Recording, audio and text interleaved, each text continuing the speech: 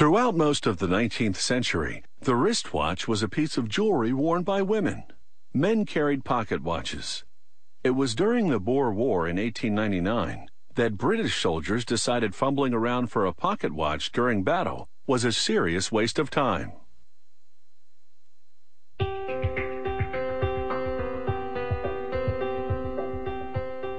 The tools of the trade haven't changed much since pocket watches ruled the day.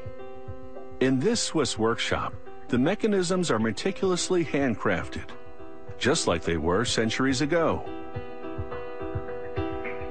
The watchmaker starts by polishing parts to a mirror finish. He mixes lavender and almond oils with a diamond paste. He extracts a part called the cage from its storage solution, sets it in the paste, and polishes it against a zinc block.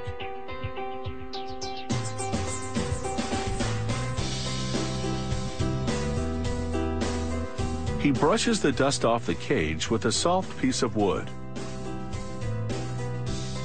Another watchmaker polishes its edges, removing tiny bits of material so other parts can fit to it. The technician attaches gears to the cage. These gears are the balance and escape wheels. He fixes the gears on tiny rubies because they don't wear down easily. The second half of the cage completes this mechanism called the tourbillon. Invented in 1789, these rotating gears in a cage counteract the effect of gravity on timekeeping for more accurate results.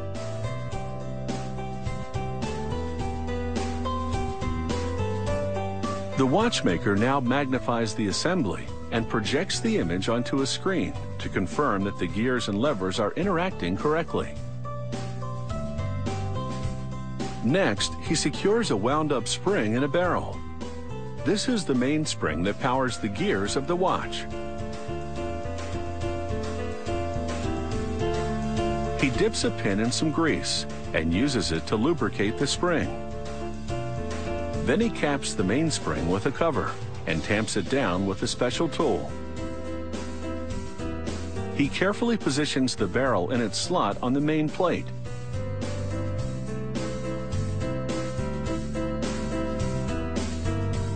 The watchmaker now installs another series of gears on the main plate. They'll transfer power from the spring to the tourbillon.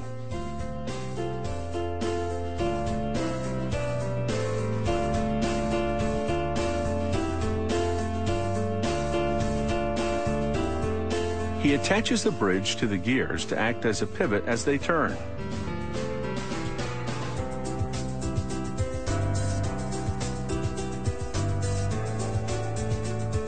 Another spot of grease keeps these wheels turning efficiently.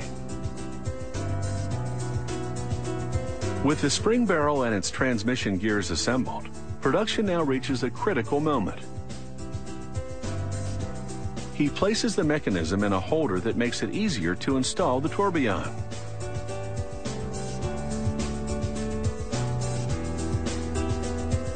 It's a tricky job. The cage must be precisely positioned for its gears to receive power from the spring. He now transfers the mechanism to another holder to insert the winding stem.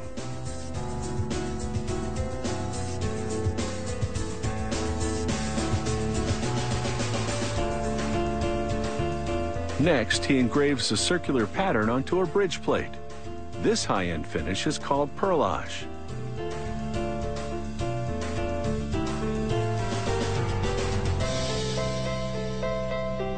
The technician attaches the textured bridge to the dial side of the watch.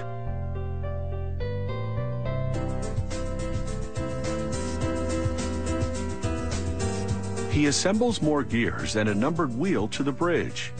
These gears will provide the date information for this timepiece. Another bridge secures the gears that lead to the date wheel. He fastens it with tiny screws. He slides the second date wheel onto its axle and checks the setting mechanism. We'll have the up-to-the-minute details as this watch gets a beautiful face.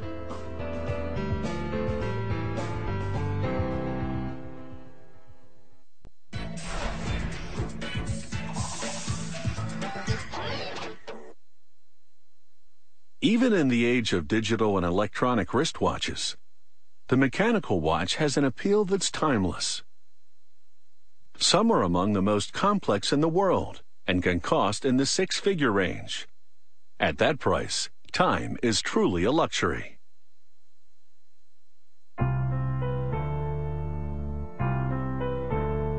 In a factory nestled in the scenic Swiss countryside, a highly skilled team has assembled the inner workings of a luxurious tourbillon wristwatch. Now, a watchmaker fits the handcrafted face onto the mechanisms. Using a special tool, he presses the hands onto an axle at the center of the watch. This enables him to set the time and date.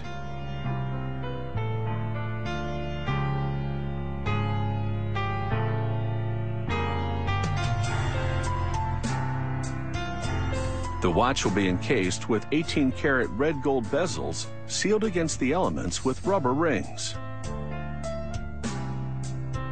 He now fastens the middle casing to the mechanism, then completes the installation of the winding stem and crown.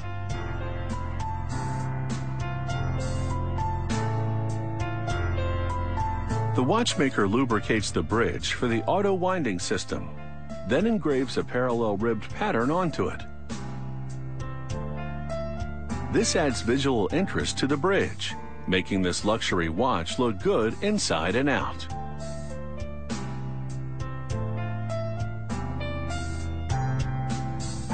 After the bridge has been set with jewels, it's ready to be installed at the center of the watch, where its jewels will keep parts from rubbing against each other, causing wear and tear.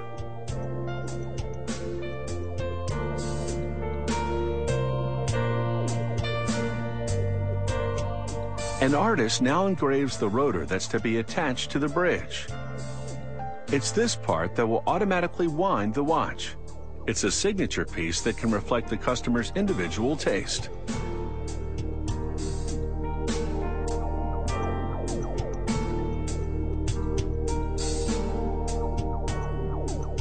This stylish-looking rotor is now ready to be secured to the bridge.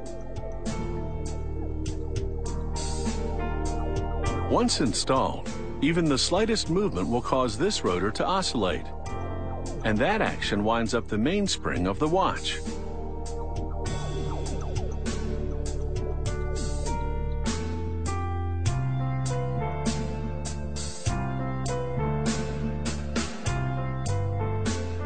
The watchmaker now shields this timepiece with a glass dome, and then vacuums dust from the next gold bezel.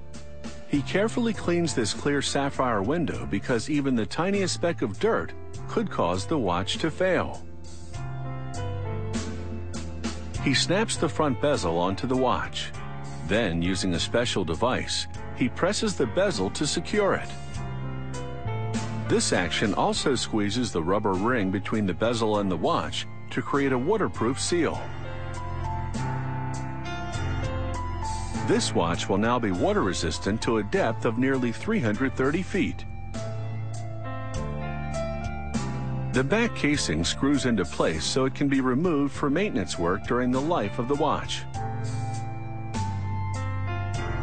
Using a special tool, he tightens the casing to just the right tension. He then inspects the watch to confirm that the rotor moves freely within the case. Next up is a computer analysis of the mechanism. A device holds the watch and simulates wrist movements, while the computer evaluates its accuracy.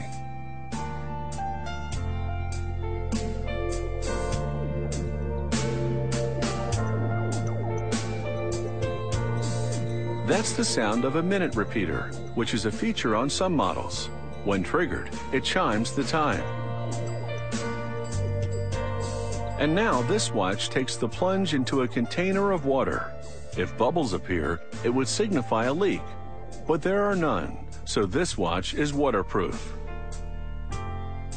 This incredible watch will set you back $150,000, but it will be an heirloom piece that stands the test of time.